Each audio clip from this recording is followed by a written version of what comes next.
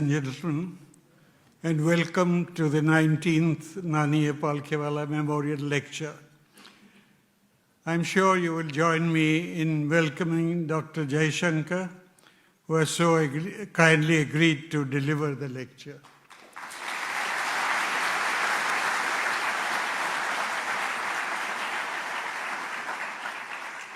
I would like to request my co-trustee, Nani, to present flowers and a memento to Dr. Jaishankar as a small token of our regard and affection.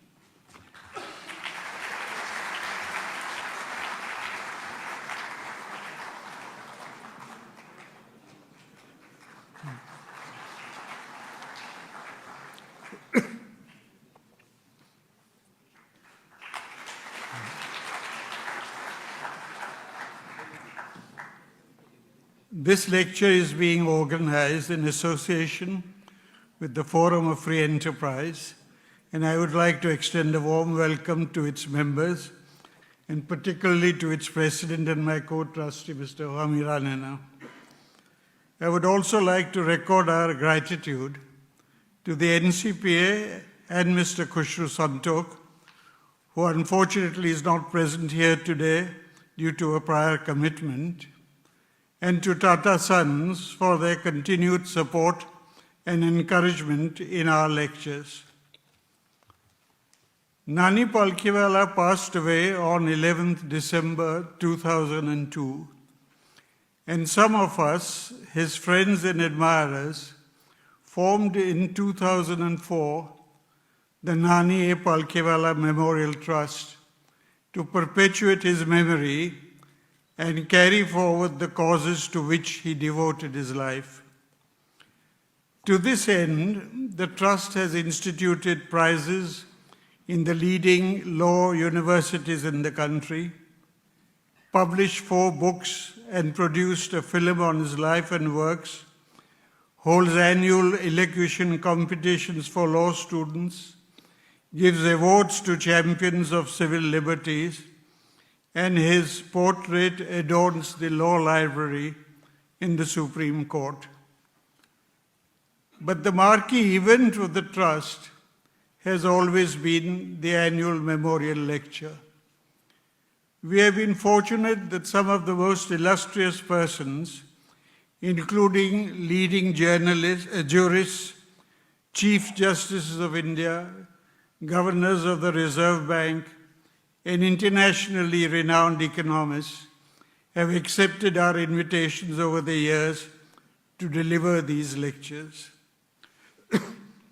Nani was in many ways a Renaissance person, erudite scholar, outstanding jurist, staunch defender of the Constitution, a student of economics and various other religions, and a lover of art, literature, and music.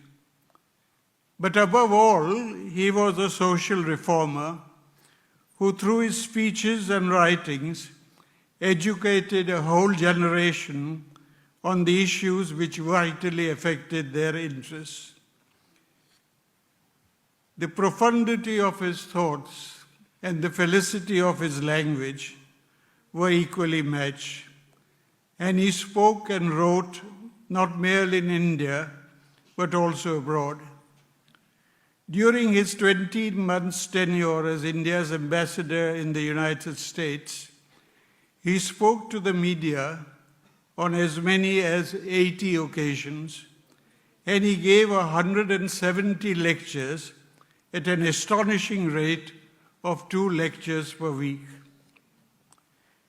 In these memorial lectures, we have tried to cover most of the subjects on which Nani wrote and spoke: law, human rights, finance, economic development, education, etc. However, what was lacking was the one subject which provides the glue for these apparently disparate subjects, and which is an essential ingredient for the economic and social development of a country, namely stable external relations. We are filling this gap today, and we are very grateful and deeply honored and privileged that an equally illustrious person in Dr. S. Jaishankar has accepted our invitation to speak to us on this subject.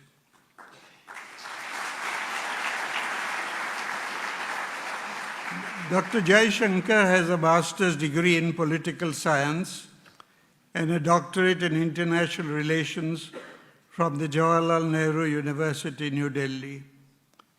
He is a career diplomat who has worked in the Ministry of External Affairs and the President's Secretariat, and has been the Indian High Commissioner in Singapore, the Foreign Secretary, and our Ambassador in the United States, China, and the Czech Republic. He is the author of two best-selling books.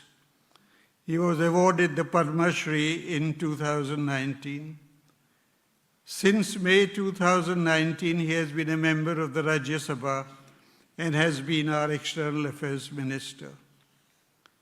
If in an increasingly polarized world, India is recognized and respected as the world's largest unaligned functioning democracy, much of the credit for this must go to Dr. Jaishankar for his untiring efforts over the years. I would now like to request Dr. Jaishankar to deliver the 19th Nani Palkhivala lecture on the subject, India and the World. Dr. Jaishankar.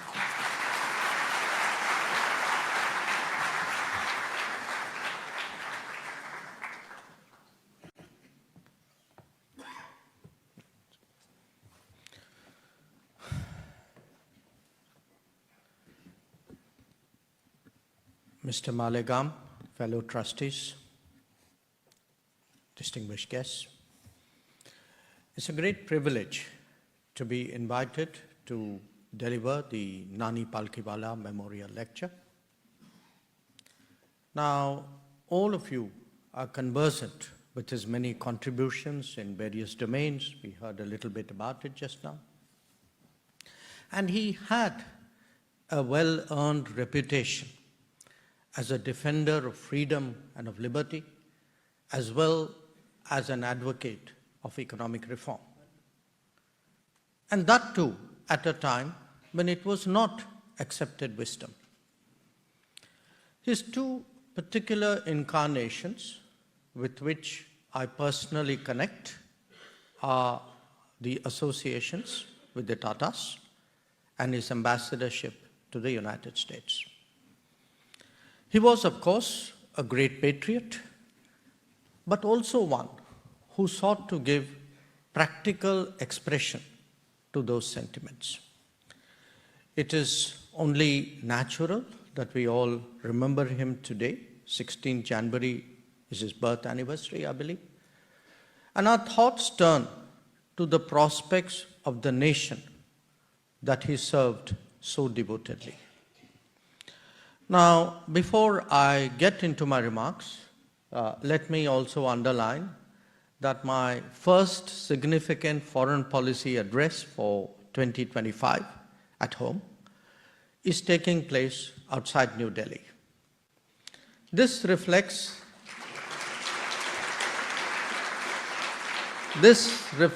our recognition that the stakeholders now extend well beyond the capital and its officialdom.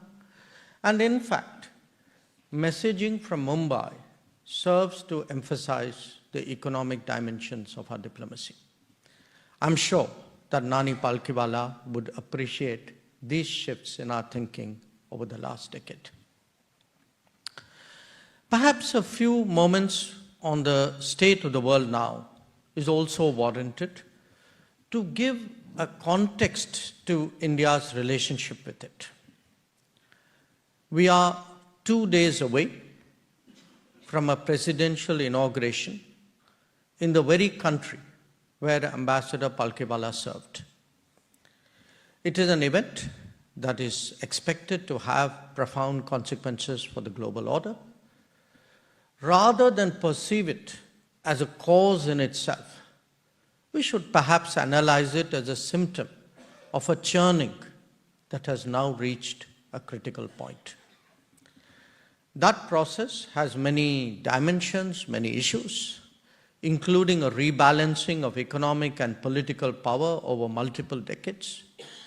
It has been accelerated by a particular model of globalization, which, while creating greater prosperity, has also led to more insecurity.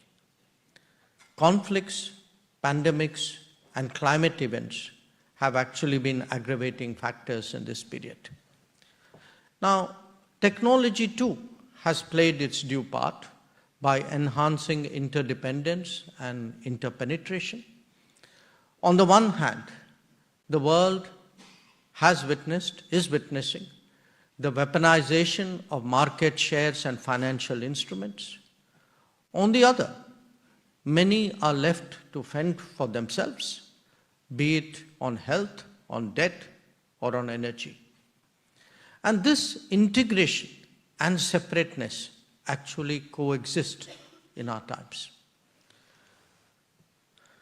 Today, we may well be on the cusp of a new era, one where the United States departs from an established tradition of foreign policy and focuses on its own interests rather than in shaping the world itself, where the focus is more on the compulsions of competition rather than on the observance of regimes.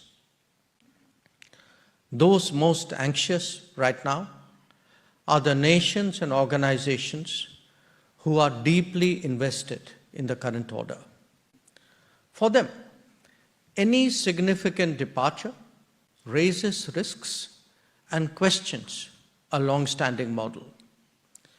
For the countries who are less invested, it could very well be a time of opportunity. New openings and novel practices could create space that did not exist earlier. India falls in the latter category. Therefore, the relevance of India to global outcomes will be a subject of ever-increasing interest. A year ago, I wrote a book on why we matter to the world. Now, as global volatility rises, I believe that we do so even more. If the world is to assess us, perhaps politics may be a good place to begin.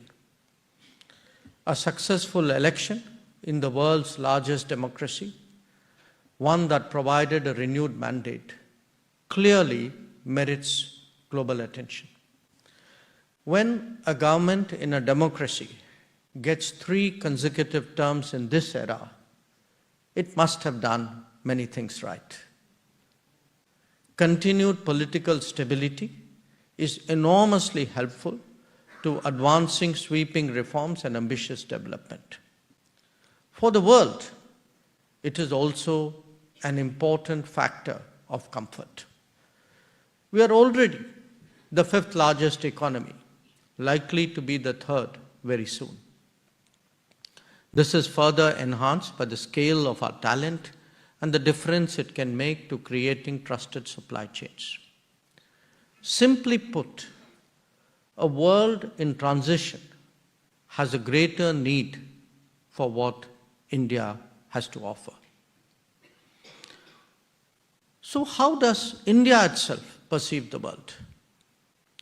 Overall, we have a positive and optimistic view that recognizes opportunities while being cognizant of the risks.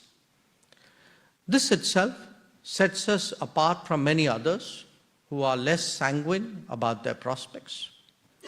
There's no question that India has reaped significant gains from a globalized era. Much of that tends to be defined economically, but there are strong political and I would say even cultural facets to it. By any metric, India has visibly risen in the global pecking order, with the likelihood, as I said, of advancing even more.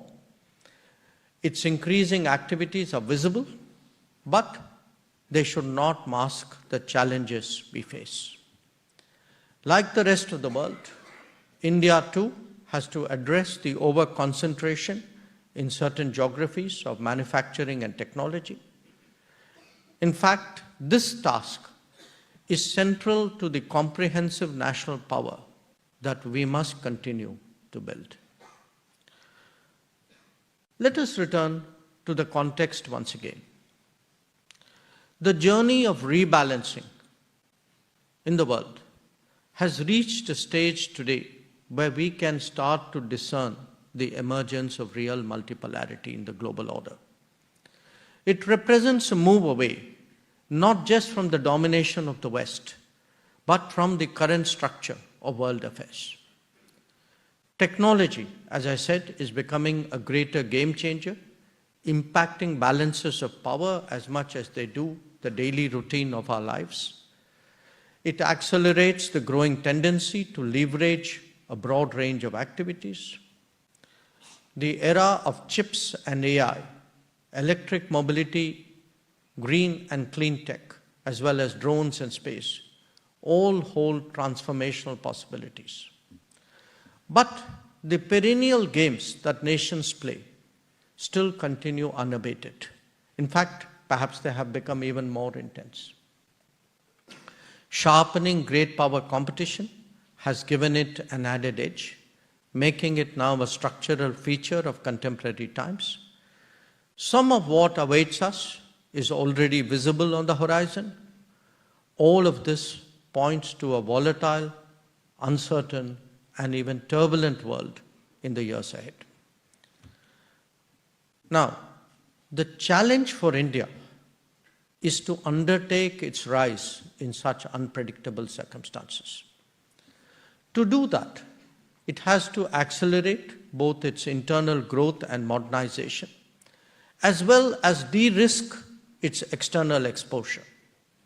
At home, that is best done through political stability, broad-based and inclusive growth, and continuing reforms. It means more focus on manufacturing as well as food and health security, while building the deep strengths that would make us competitive. Strategic autonomy, after all, is acquiring greater economic connotations. It is also vital that India not be left behind in the development of critical and emerging technologies. That means carefully analyzing and prioritizing partners. Obviously, those who share traits of pluralism, democracy, market economy, and rule of law have a natural convergence with us. At the same time, geopolitical factors combined with historical experience will also be part of our calculus. While expanding our options enhances strategic space, this has to be an exercise in realism, not merely one of rhetoric. India may be non-West, but its strategic interests ensure that it is not anti-West. Drawing on a tradition of openness, we also see our global positioning as that of Vishwabandhu, a reliable partner and a dependable friend. Our endeavor is to maximize friendships and minimize problems, but this is undertaken with a clear sense of bottom lines and much clarity about our interests. The last decade has demonstrated how to progress on multiple fronts, advancing diverse relationships without making anyone an exclusive one. Polarized situations have also brought out our ability to bridge divides. Building on convergences has been a common feature of India's diplomacy. In a world that is less forthcoming on commitments, India also recognizes the role of middle powers. They are frequently in the lead on their own local, regional issues. And in fact, this could be by themselves or in regional groupings. And consequently, a conscious effort is underway to bond with such nations, while of course engaging them more in regional formats. So a mix of all these inclinations today has led to an expanding Indian diplomatic profile with a much wider array of relationships and commitments. And you can see that. It is visible from the Gulf and Africa to Latin America, Caribbean, I would say even the Pacific Islands. Though committed to multilateralism, India also has to deal with the reality of greater competition and a deeper gridlock in that world. This encourages engagement through issue-based agendas and partnerships. The Quad, the BRICS, and IMEC are notable examples. But it is actually India's ability to reconcile these memberships that is worth noting. Understandably focused on competitive international relations, what also distinguishes Indian foreign policy is its post-colonial sentiment. We have a deep solidarity with the Global South, whose members often see us as their voice. The underlying outlook of the Global South, as you all know, is of fierce independence, respect for sovereignty, and resistance to being pressurized on issues of national interest. It explains its inclination to enhance relationship without diluting its freedom of choice. But of course, this is not always easy to understand, and therefore we have to often explain to those who have been brought up in the culture of alliances. So the interactive dynamic between India's domestic outlook and its foreign policy, this must also be grasped if we are to appreciate recent changes. Some key relationships, such as with the United States, China, Pakistan, or Israel, have actually been approached with far greater realism. This is a result of shifts in our country, in our society, in its politics, in its economics, I would say even in our security thinking. Particularly with respect to the United States, India has been able to overcome what Prime Minister Modi has described as the hesitations of history. This phrase actually captures an era where Indian policymakers were instinctively suspicious of the United States and consciously limited the extent of cooperation. By doing so, they not only constrained our own options, but actually created assumptions in this regard among competitors. The debates about the Quad are instructive in this regard. Now, once India abandoned this earlier mindset, the benefits of deeper cooperation have become apparent. They are there for all of you to see. It's unfolding in domains like security, cyber, space, in emerging technologies, to digital, science, education, trade, business. And it has actually encouraged us to work closely on regional, global, and multilateral issues. The key to continuing progress is to expand convergence rather than aim for congruence. Subjecting each other to loyalty tests or nursing unrealistic expectations are obviously not helpful. In fact, I would argue that the intersection of interest today with the United States is already substantial enough for it to serve as a foundation for a high-quality strategic partnership. This is, of course, buttressed by the Indian diaspora as a living bridge. I will say something about that later. And obviously, changes in American policy and posture will have implications for India. But precisely because the complementarity is already strong and is so visible, indicators do point to a robust growth in our cooperation in the days ahead. At a time when most of its relationships are moving forward, India confronts a particular challenge in establishing an equilibrium with China. Much of that arises from the fact that both nations are on the rise as immediate neighbors and the only two societies with over 1 billion people. Their dynamic could have never been easy. But it has been further sharpened by a boundary dispute, by some baggage of history, and by differing socio-political systems. Misreadings by past policymakers, whether they were driven by idealism or by the absence of realpolitik, has actually helped neither cooperation nor competition with China. This has clearly changed in the last decade.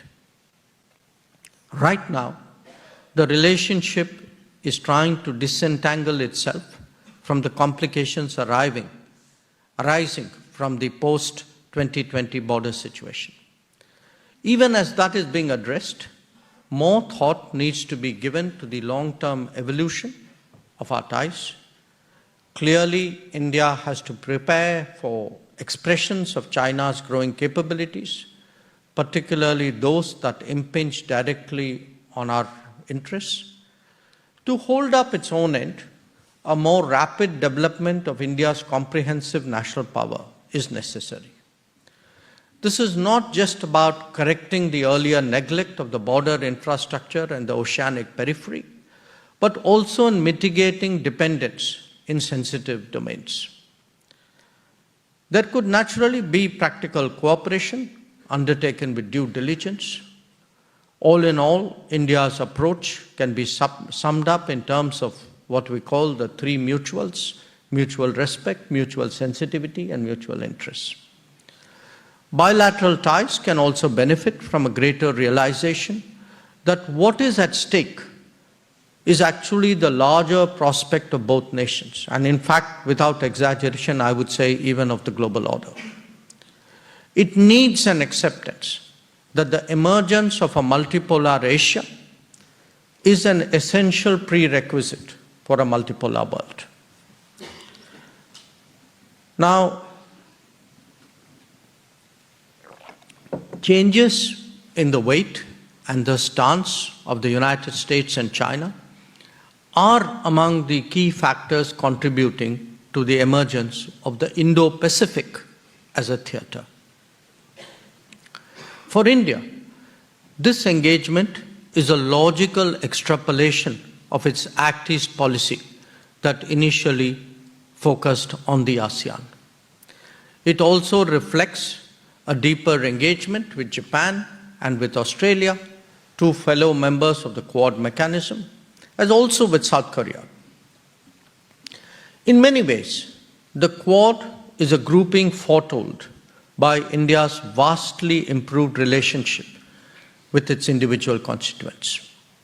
It is also a contemporary method of addressing global and regional deficits through creative and flexible collaboration. Since 2017, which was when the Quad was revived, since 2017, the Quad has made significant progress in areas like climate change, climate action, supply chains, connectivity, digital capabilities, maritime security, and humanitarian assistance and disaster response. This example of countries coming together on a shared agenda is also being replicated elsewhere. A newer example is IMEC, the India, Middle East, Europe Economic Corridor, which actually offers a new logistical template.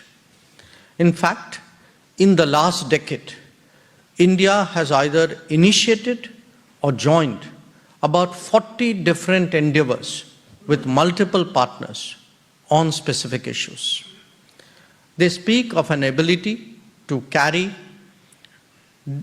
different nations on varying subjects without diluting our strategic intent or compromising our national priorities. As a major power of the Eurasian landmass, Russia has long held importance for India's foreign policy. Despite all the ups and downs that the world has seen since 1945, this is actually one relationship that has largely held steady. For decades, Russia has had a salience in India's national security calculus. Currently, as Russia is redirecting its attention towards Asia, there is actually a further logic that is emerging. Deeper economic cooperation between India and Russia has a stabilizing consequence for the global economy. The connectivity potential of the collaboration also holds great promise. India's expanding footprint will inevitably meet Russia's influence in many regions. And like the rest of the world, India is not impervious to the implications of the ongoing conflict in Ukraine. It has been a persistent advocate of dialogue and diplomacy and is convinced that a solution cannot emerge from the battlefield. The strategic awakening of Europe is another scenario of considerable interest. In recent years, the impact of supply chain dependence, energy concerns, and geopolitical challenges have been visible on Europe's collective persona. Since 2014, India has consciously stepped up its engagement with the European Union, its individual members, and even its sub-regional groups. The resulting collaborations have been beneficial for our national development. Apart from the US, India is the only nation with whom Europe has established what is called a Trade and Technology Council. Negotiations on a free trade agreement with EU are underway, while that with EFTA, which is a collection of 4 other European nations, was concluded last year.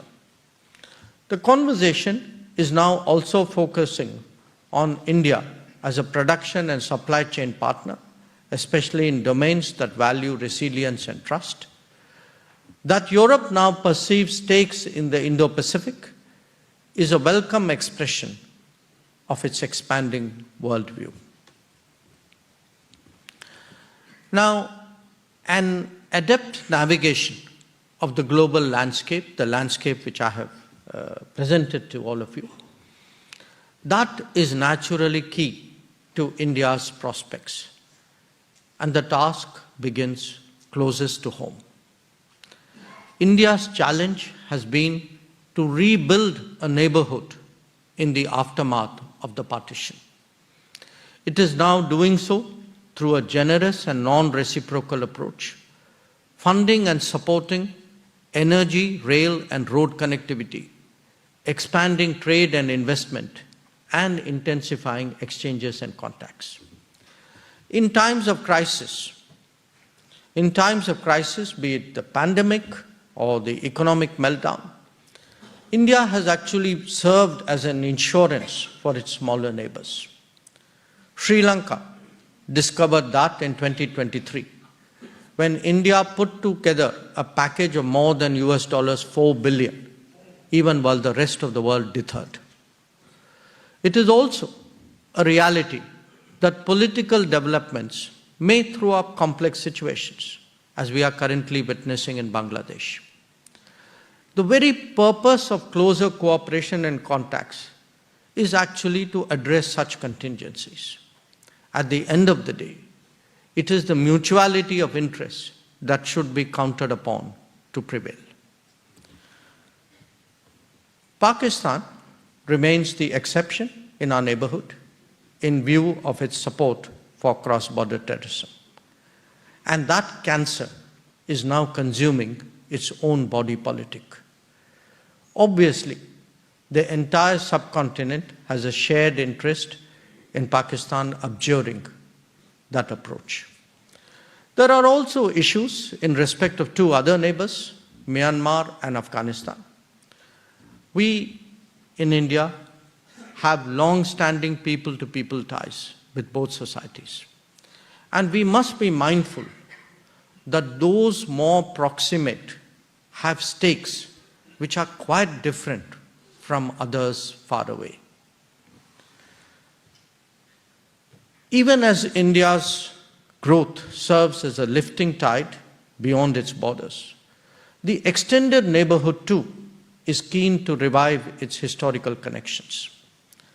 3 decades ago, a Southeast Asia led by Singapore displayed that interest, laying the foundation of what then came to be known as the Act East policy. In the last decade, the United Arab Emirates has spearheaded an even deeper effort on the part of the Gulf kingdoms. This region houses India's largest diaspora, is among its key trade partners, as well as a dominant source of its energy needs. It is now increasingly investing in India's growth and partnering it in collaborative ventures. The current conflict in the Middle East is therefore as much a cause of anxiety to India as it is to others. Getting the balance right between countering terrorism, minimizing civilian casualties, providing humanitarian support, and promoting a two-state solution sums up our approach. To the south, Prime Minister Modi in 2015 laid out a strategic maritime outlook, which we call Sagar, that provides for forging much closer ties with other island nations of the Indian Ocean. And towards the north, the initiation of a structured engagement with the Central Asia Five marks the next stage of our partnership. In the mandala of Indian foreign policy, this extension of the neighborhood actually provides launching pads for India to operate beyond, be it the Indo-Pacific, Africa, the Caucasus, or Eurasia. Since 2023, India has also convened 3 Voice of the Global South summits to bring to the fore pressing concerns of the developing world. As India rises, the expectations from the Global South are that it would champion their interests, and that expectation would go commensurately. Our G20 presidency and supply of COVID vaccines to 99 nations has certainly strengthened India's credentials. Already, India is among the top trade and investment partners of many African nations. But it is steadily moving up the ranks where Latin America and the Caribbean are concerned. Political solidarity and economic activities are strengthened by Indian development projects, which today cover 78 nations across different continents. And we are deeply involved in training and capacity building in many of these countries. For nations of the Global South, India serves as an encouragement because our achievements can be easily transported to their societies. And this has become particularly apparent in digital, in health, and in educational domains.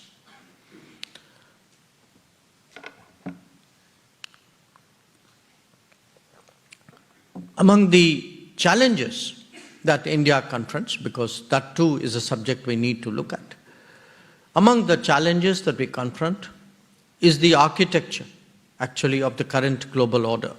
And this is an architecture that was devised 8 decades ago.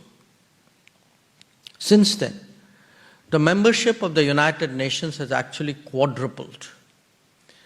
And the post-colonial world has staged an economic and political recovery, which is of course still underway. And these constitute very powerful arguments for change. However, the United Nations remains obstinately stuck in the past, mainly due to the vested interests of a few. By resisting the reform of multilateralism, these nations do it no favor. On the contrary, countries are compelled to search for solutions beyond the orthodox constructs. Where India is concerned, we seek to harness a growing body of world opinion that would like to see India permanently in the Security Council, even while we are active in the interim. Now, while the United Nations may be a focal point of this debate, forces of change are also creating new institutions and new groupings. These are being assessed and in many cases even being initiated by India in a utilitarian manner. Apart from institutions, there will be the inevitable tussle regarding agenda setting. India has already been active with regard to counter-terrorism and maritime security. These were two issues which we took up very strongly when we were last in the Security Council. But there are entrenched issues like trade, development and climate action, as well as emerging issues like AI, cyber and space. One aspect of the transition India is undergoing is our keenness today in contributing more to the setting of rules and standards. Of late, India has also been a source of ideas and initiatives for global good, such as the International Solar Alliance and the Coalition for Disaster Resilient Infrastructure. We have been a vigorous advocate of food security, of climate-friendly lifestyles and wellness practices, and all of you know about the International Day of Yoga. Progress in India will be a crucial aspect of achieving global SDG targets by 2030. That the country is striving hard in this regard must be appreciated, as indeed our influence on others who are similarly engaged. Another dimension of India undertaking growing responsibilities is our role today as a first responder when it comes to natural calamities and other situations. And we have seen that from earthquakes in Turkey and Nepal to cyclones and mudslides across the Indian Ocean. We have provided both vaccines, medicines, medical personnel to other nations during the COVID pandemic. And this approach, this thinking, is equally visible as we deploy multiple naval ships to counter drone attacks and piracy in the northern Arabian Sea and the Gulf of Aden. In fact, contrary to the trend that is today prevailing in the world, India is actually stepping forward to undertake more global obligations. Now, it is not just our intent, but also capabilities that have caught the world's attention. Much of what has changed, and I would urge you to reflect on that, much of what has actually changed is because 75 years of modern democracy have actually transformed our society. We are today visibly less elitist and reflect progress on a much wider landscape. Whether it is politics, business, bureaucracy or sports, exemplars are more grounded and more homegrown. They use a different vocabulary, they propagate their particular concepts, and they voice their own ambitions. Much of their thinking is rooted in our culture and our heritage. And at the same time, there is a deep passion to forge ahead in the quest of modernity. Prime Minister Modi is himself both an example and a spokesperson of this phenomenon. His advocacy of respecting tradition while advancing technology resonates widely in the country, I would argue even beyond. This has even ignited a debate about the self-description of the nation. Through the greater usage of the historical name Bharat, we signal a civilizational state regaining its place in the Comity of Nations. The narrative of India as a democracy that delivers is also gaining traction. A return to high growth after the COVID is a testimony to the responsible manner in which the pandemic was handled, as well as of the reforms that were undertaken in this period. By making it easier to do business, ensuring ease of living by debureaucratizing, building a modern infrastructure, prioritizing the manufacturing sector, and ensuring greener growth, the nation today is on course to realize its potential. An enthusiastic embrace of the digital technology world has also vastly improved governance, enabling welfare benefits to be distributed with increasing efficiency and scale. At the same time, educational reforms and promotion of innovation has helped create the world's third biggest startup ecosystem. Now, all of this matters because they contribute to India's overall progress, certainly, but in the eyes of the world, they overcome a past reputation as a development laggard. The enormity of the transformation that is underway is highlighted by a digital backbone, and I would like you to appreciate the consequences of this. We today provide nutritional support regularly to 815 million people in this country, or subsidized or free health access to 340 million. We give loans every year to 58 million small businesses. And in the last decade, we have built 40 million homes. That means for almost 200 million people, for those with low income. Now, this happens even as age-old challenges of electricity, piped water, toilets, and roads are being addressed. In the last decade, a record number of people have come out of poverty, and the expansion of the middle class has considerable production and consumption implications. But beyond the story of economic mobility, there are milestones that indicate what the future holds. In the last decade, India has built 7 new airports annually, almost 1.5 to 2 metro systems per year, laid 28 kilometers of national highway and 12 to 14 kilometers of railway track per day. It has doubled its educational institutions in the same period. And this is now an era of moon landings and a Mars mission, of COVID vaccines and digitally tracked vaccination, of an indigenously developed 5G stack, of drones and of nano-fertilizers. One where Apple has now set up a large production base in the country.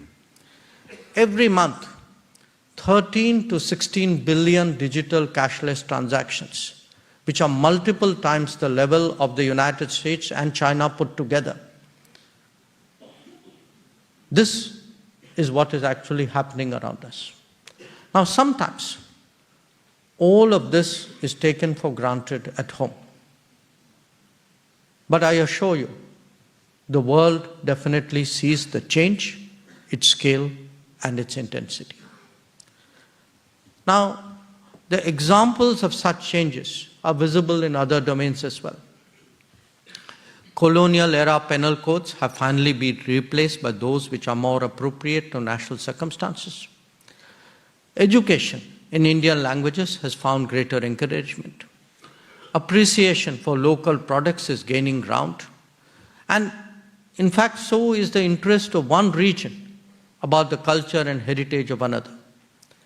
Economically, the big difference is the Make in India campaign, aimed also for making for the world. It seeks to reverse the deindustrialization of the past and even contemplates leapfrogging in different areas. Underlying it is a belief that only by reviving manufacturing can India actually generate its own technologies. But beyond its borders, efforts are also underway to restore connectivity disrupted first by colonialism and then by partition. In its immediate periphery, We see that visible in projects with virtually every neighbor. I spoke to you about that earlier. And it has been provided, and it has provided the basis for contemplating an extended neighborhood that revives relationships dormant in the recesses of history. So the relevance of this new India to global politics, this arises not just from our growing abilities, but also the circumstances of its rise. Particularly in the light of COVID experiences, there is today in the world, and this is a very broad sentiment, a much sharper awareness of the risks to the international economy of over-concentration, whether we are talking about manufacturing or of emerging technologies. And then there is the weaponization that I spoke about, weaponization of economic capabilities, including market shares. And that has become a major source of anxiety. The digital era has also brought forth its own set of challenges, focused on trust and transparency. Individuals and societies can no longer be agnostic about where their data resides and how and by whom it is harnessed. Yet, the reality of globalization cannot be denied. So we have to find solutions that are much more in the direction of de-risking rather than decoupling. In the search for collaborative answers, India certainly can make a difference. Its improving manufacturing can embed it much more deeply into contemporary supply chains. Our digital and now emerging semiconductor capabilities can make us a partner of consequence. Already there are somewhere 1,800 global capability centers operating in India, which are generating an impressive level of exports with the promise of growing steadily. These trends would be reinforced by rapid modernization and higher growth rates that we intend to achieve. In different ways, debates on the key global issues of our times will also lead the world towards India. For a start, the knowledge economy is putting a premium on deployable human resources. This comes at the very time when the more advanced societies are facing growing demographic deficits. An upcoming trend is the interest in accessing Indian talent through mobility understandings. That India is itself encouraging greater innovation, expanding its skills base and making it easier to do business will surely contribute to more such partnerships. And even while moving in this direction, the world is cognizant of the concerns of sustainability as well as clean and green growth. The contribution of India to the domain of climate action is significant. We can also be an exemplar to other developing societies. A unique element of India's engagement with the world is the role of our diaspora. Now, in that regard too, Nani Palkhivala was actually ahead of his times. Many of you would be aware that we have just concluded a Pravasi Bharatiya Divas convention in Odisha, and acronyms like NRIs, PIOs and OCIs, which we use so prolifically today, they had not been invented during Nani Palkhivala's times. But it's interesting, one of his last acts as ambassador in the United States, he actually held an event to pay tribute to 14 outstanding Indians living abroad. And today we honor diaspora Indians by presenting Pravasi Bharatiya Samman Awards. Interestingly, Palkhivala, whose individual initiative this was, he titled the awards he presented as Exemplar of Excellence and Explorer of Brahma.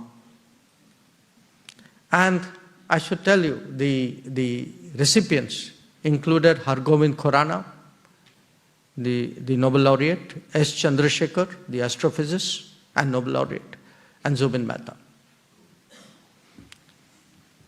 A dimension of contemporary world politics that is often overlooked is the significance of connectivity.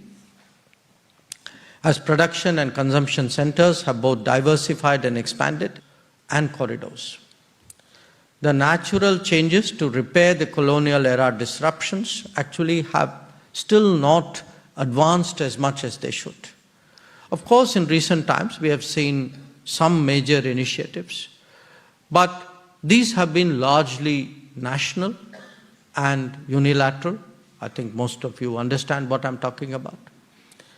Currently, a more comprehensive and consultative set of connectivity endeavors are underway. And I would emphasize that they hold particular promise for India. Notable to our west are the IMEC corridor that I spoke about, the India, Middle East, Europe Economic Corridor, and the International North-South Transport Corridor. Now, these are two different corridors, both of which lead westwards, eventually into Europe.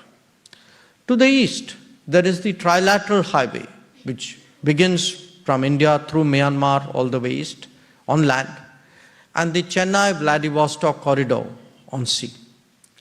Now, put together, and realizing these connectivity corridors will not be easy, but we are very determined to do so. Put together, actually they will be logistical economic game changers, because they will actually connect the Atlantic to the Pacific, mostly on land, some part of it on sea, but with India at its center. And this will happen at the very time when the Indian economy will also be shifting to a higher gear. So these were some of the aspects of how India engages the world and why we are much more relevant to it. But the net takeaway from this is really a story of greater prominence, a story of greater relevance. And for that very reason, it is also only natural that the world is asking itself, what kind of power will India be when it becomes larger and stronger? Recent experiences with others will surely encourage it, the world, to take history, culture, and politics into account. On each score, I would emphasize that there is reason to rest assured. Throughout its existence, India has been a pluralistic society open to the world. Unlike the vast majority of nations we have today in international relations, India has never espoused a single ethnicity, language, or belief system as a defining identity. On the contrary, it has a deep civilizational unity which has always allowed diversity to flourish. Today, that self-awareness of its heritage and tradition not only drives a national revival, but actually encourages engaging the world more confidently. Similarly, Indian democracy too is ingrained in a consultative culture all the way down to the grassroots. This is a natural political expression of social and intellectual pluralism that is embedded in the Indian ethos. As development spreads its benefits, Indian democracy too has emerged stronger, has emerged more authentic.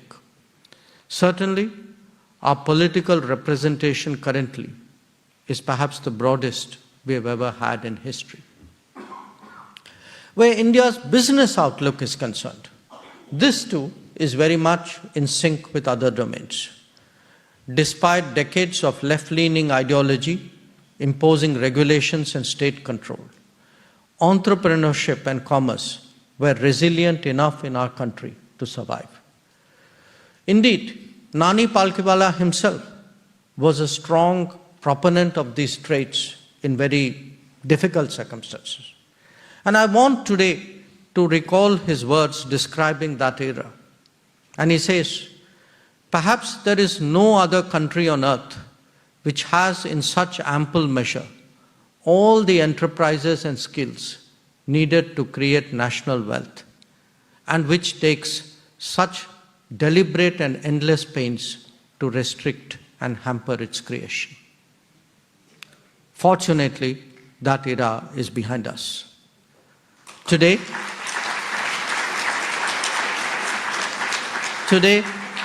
we strive to make it easier to do business, to reduce the burden of regulations, to expand the forces of production and innovation, because it is only then that we can be effective in employment generation. It is a combination of these different dimensions that will define India in the days to come. On the world stage, it will not only drive political and economic rebalancing, but probably a cultural one as well. India's growing capacities are now on display in various fields, whether it is production or consumption, technology or connectivity. It is featuring more in the assessment of others. While India's rise has clearly global consequences, its progress in various domains also has a resonance with a broader constituency. When the global order is under churn, the international community is well served by the endeavors of a power, by the growing endeavors of a power that is comfortable with the world. A stronger India will contribute more, undertake greater responsibilities, and facilitate the de-risking of the international economy. In fact, our economic energies can help shape the re-globalization process, which is underway, and add to the engines of global growth. Strategically, India's voice and influence will strengthen those who seek respect for international norms, rules, and law. For all these reasons and more, India's more prominent role in world politics will be welcomed. As we forge new pathways in the world that awaits us, the guidance provided by Nani Palkhivala and others like him serve as a compass. Their dedication and commitment has brought us now to the level where we can make an increasing difference to global outcomes. In fact, the ideas and values espoused by Nani Palkhivala have an even greater meaning as we enter this new stage of development that I have described. Our deep respect for his contributions is best expressed by raising the level of our ambitions and striving hard for the realization of a Viksit Bharat. I thank you for your attention.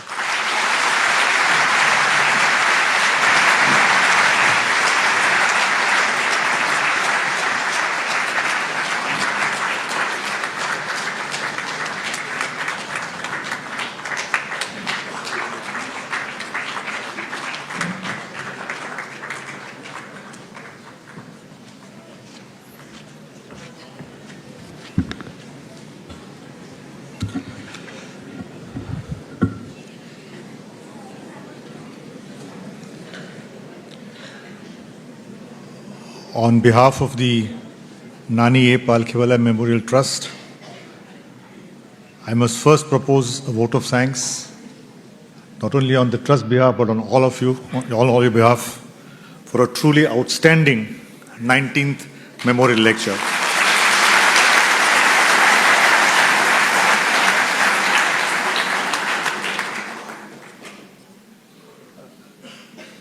The Trust will be printing the text of the lecture for free and wide distribution, and I must particularly thank the Honourable Minister for taking the time to come to Bombay. After we learnt of the news of your special invitation to attend the inauguration, we were slightly doubtful whether the lecture would go on, and I'm so glad that he has taken the trouble to come to Bombay and will be going to Washington from Mumbai itself. Thank you so much, sir.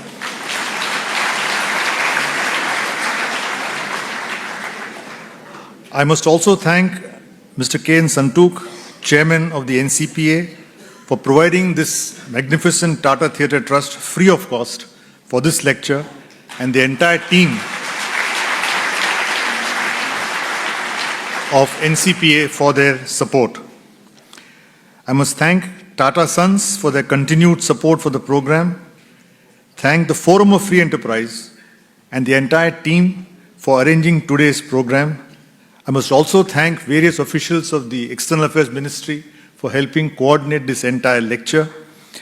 Thanks to the press, and above all, thanks to the entire wonderful audience for taking the trouble of coming here.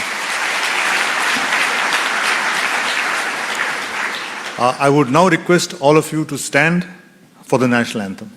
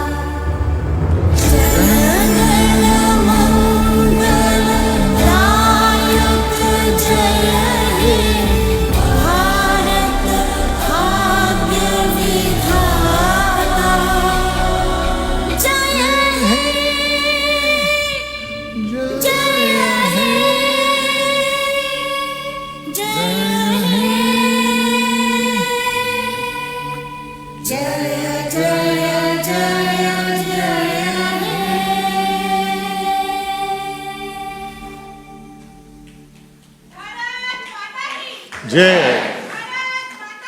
Jai.